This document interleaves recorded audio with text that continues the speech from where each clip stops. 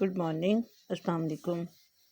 جی 9 class, آج ہم بیٹا جو ہے آپ کے مطلب اسلامیت کے چیپٹر میں ہم اس کو ریوائز کریں گے، صلہ رحمی کو۔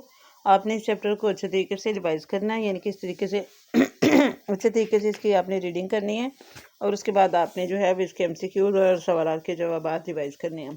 جی تو پہلا ہے، صلہ رحمی سے مراد ہے رشتہ داروں کے ساتھ اچھے تعلقات قائم رکھنا۔ عمر اور اضافے میں برکت عمر اور رزق میں اضافہ اور برکت کے لیے نبی کریم صلی اللہ علیہ وسلم نے حکم دیا صلہ رحمی کا۔ رشتہ داروں کے ساتھ تعلقات ختم کرنا کہلاتا ہے قطع رحمی۔ حدیث مبارکہ کی روشنی میں اصل صلہ رحمی کرنے والا وہ ہوتا ہے جو توڑنے والے سے تعلق جوڑے۔ حضرت خدیجہ الکبریٰ نے پہلی وحی کے نزول کے بعد نبی کریم صلی اللہ علیہ وسلم کی صداقت کی دلیل کے طور پر جو اوصاف بیان فرمائے، ان میں سے ایک واسطہ صلہ رحمی کا۔ جی آگے اس کے جواب ہیں۔ نبی کریم صلی اللہ علیہ وسلم صحابہ کرام کو کس طرح صلہ رحمی کی تلقین فرماتے تھے؟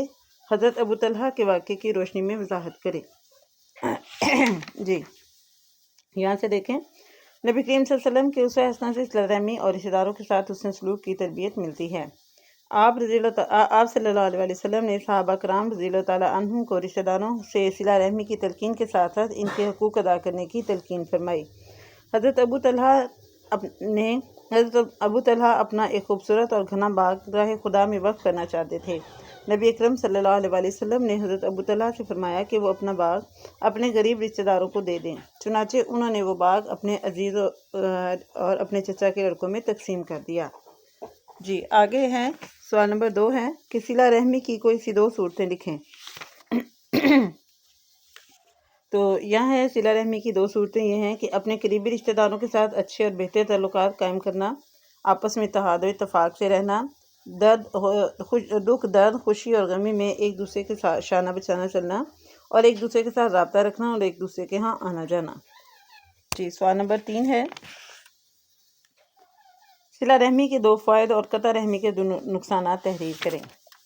صلہ رحمی کے 2 فوائد کہ صلہ رحمی سے افراد میں باہمی محبت پیدا ہوتی ہے، خاندانی نظام استحکام پاتا ہے، معاشرتی امن کو فروغ ملتا ہے اور معاشرہ ترقی کی راہ پر چل پڑتا ہے۔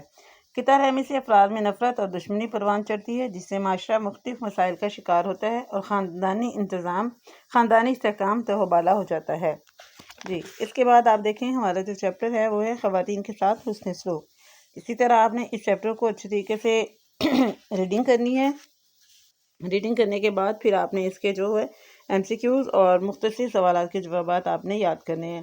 بیٹا جن کے جو ہے وہ پینڈنگ کام ہے، جن کا کام رہ گیا تھا چھٹی کی وجہ سے یا کسی اور وجہ سے، تو اپنا کام بھی ساتھ کمپلیٹ کر لیں تاکہ آپ کے نوٹس آپ کے پاس کمپلیٹ ہوں اور ایگزام کے دنوں میں آپ کو کوئی ٹینشن نہ ہو۔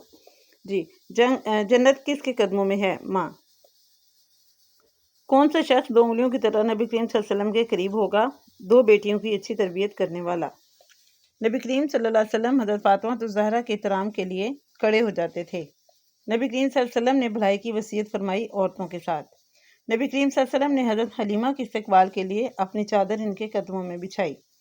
پہلا سوال ہے، حضرت فاطمہ الزہرا کی آمد پر نبی کریم صلی اللہ علیہ وسلم ان کے ساتھ کس طرح حسن سلوک کرتے تھے؟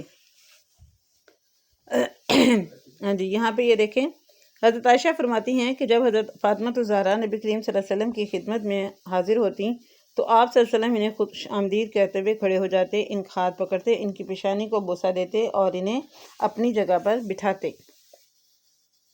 آگے ہے، 2 بیٹیوں کے ساتھ حسن سلوک کے بارے میں نبی کریم صلی اللہ علیہ وسلم نے کیا ارشاد فرمایا؟ یہاں پہ یہ دیکھیں، ایک حدیث مبارکہ میں نبی کریم صلی اللہ علیہ وسلم نے ایسے شخص کو جنت میں اپنے ساتھ کی بشارت عطا فرمائی جو بیٹیوں کی اچھی پرورش کرتا ہے۔ آپ نے فرمایا، جس نے 2 بیٹیوں کی پرورش کی یہاں تک کہ وہ جوان ہو گئیں، آپ صلی اللہ علیہ وسلم نے اپنی 2 انگلیوں کو ملاتے ہوئے فرمایا کہ میں اور وہ قیامت کے دن اس طرح قریب ہوں گے۔ آگے ہے، معاشرتی زندگی میں خواتین کے احترام کے حوالے سے ہمیں کون سے اقدامات اٹھانے چاہیے؟ یہاں سے دیکھیں کہ اسلامی تعلیمات کی روشنی میں ہم سے یہ بات واضح ہوتی ہے کہ خواتین کا احترام کریں، خواتین پر آوازیں کسنے، گھور کر دیکھنے، ان کا مذاق اڑانے، خواتین کے تعلیمی اداروں کے باہر غیر ضروری ٹہلنے اور ان کے راستوں میں بیٹھنے سے اجتناب کریں، عوامی مقامات پر شرم و حیا، تہذیب اور اعلیٰ اخلاق کا مظاہرہ کریں۔ جی یہ آپ نے اسی طرح یہ چیپٹر آپ نے ریوائز کرنا ہے۔ نیکسٹ آپ کا چیپٹر ہے انداز تربیت۔ اس کو آپ نے جو ہے وہ اچھی طریقے سے آپ نے اس کی ریڈنگ کرنی ہے، اس کو آپ نے پڑھنا ہے پڑھنے کے بعد آپ نے جو ہے یہ جو MCQs میں آپ کو بتاؤں گی آپ نے اس کو ریوائز کرنے ہیں اور سوال جواب ریوائز کرنے ہیں۔ جی، نبی کریم صلی اللہ علیہ وسلم کی 10 سال تک خدمت کی حضرت انس بن مالک رضی اللہ تعالیٰ عنہ نے۔ نبی کریم صلی اللہ علیہ وسلم نے حضرت معاذ بن جبل کو بھیجا یمن۔ نبی کریم صلی اللہ علیہ وسلم نے قیامت کے بارے میں سوال پوچھنے فرمایا تم نے کیا تیاری کی ہے؟ نبی کریم صلی اللہ علیہ وسلم نے شفقت سے ہاتھ چومے مزدوری کرنے والے کے۔ نبی کریم صلی اللہ علیہ وسلم تربیت کے حوالے سے ہر کام اور معاملے میں اہتمام فرماتے تھے تدریج کا۔ آگے ہے نبی کریم مختصر جواب دیکھیں کہ نبی کریم صلی اللہ علیہ وسلم مخاطب کے جذبات اور احساسات کے ساتھ ان کے مزاج اور نفسیات کا کس طرح خیال رکھتے تھے، مثال دے کر واضح کریں۔ یہاں سے یہ دیکھیں کہ نبی کریم صلی اللہ علیہ وسلم مخاطب کے جذبات اور احساسات کے ساتھ ان کے مزاج و نفسیات کا بھی لحاظ فرماتے تھے۔ ایک مرتبہ ایک شخص نے آپ کی خدمت میں آ کر عرض کیا اے اللہ کے رسول قیامت کب آئے گی؟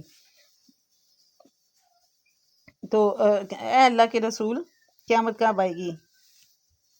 دیکھنے میں یہ ایک معمولی سا سوال تھا جس کا کوئی جواب بھی دے کر بات ختم کی جاتی تھی۔ مثلاً قیامت کی کچھ نشانیاں بتا دی جاتی ہیں یا آپ صلی اللہ علیہ وسلم قیامت کی فکر طاری ہے اس کے بارے میں سوال کر رہا ہے تو آپ صلی اللہ علیہ وسلم نے جواب دینے کے بجائے خود سوال کرتے ہیں تو نے اس دن کے لیے کیا تیاری کر رکھی ہے؟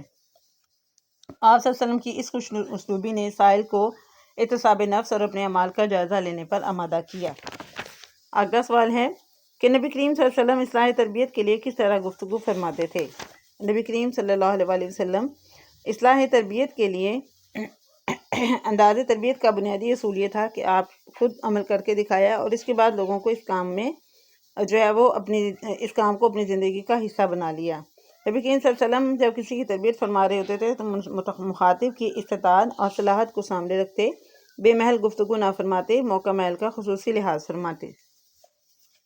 آپ کا سوال نمبر یہاں پہ 3 ہے کہ نبی کریم صلی اللہ علیہ وسلم صحابہ کرام کی کس طرح حوصلہ افزائی فرماتے تھے، مثال دے کر واضح کریں۔ یہاں پہ دیکھیں کہ نبی کریم صلی اللہ علیہ وسلم ہر بات موقع کی مناسبت سے کرتے تھے، اچھے کام پر صحابہ کی تعریف کرتے اور ان کی حوصلہ افزائی فرماتے۔ ایک بار ایک شخص نبی کریم صلی اللہ علیہ وسلم ملاقات کے لیے آیا، آپ نے دیکھا کہ اس کے ہتھیلیوں پہ نشانات پڑے ہوئے ہیں۔ آپ نے وجہ دریافت کی تو اس نے کہا یا رسول اللہ صلی اللہ علیہ وسلم میں ایک مزدور آدمی ہوں اور سخت محنت کی وجہ سے یہ نشانات پڑ گئے ہیں۔ جب آپ صلی اللہ علیہ وسلم نے یہ بات سنی تو شفقت سے فرماتے ہوئے اس کے ہاتھ چوم لیے۔ ایسے اقدامات سے مخاطب کے دل میں محبت کے جذبات پیدا ہوتے ہیں جس سے وہ نہ صرف بات قبول کرنے پر آمادہ ہو جاتا ہے بلکہ وہ ہر حال میں اس پر گامزن رہتا ہے۔ جی بیٹا یہ آپ نے چیپٹرز کو اچھی طریقے سے پڑھنا ہے، MCQs اور شارٹ کوسچنز آپ نے اچھی طریقے سے یاد کرنے ہیں۔ God bless you all.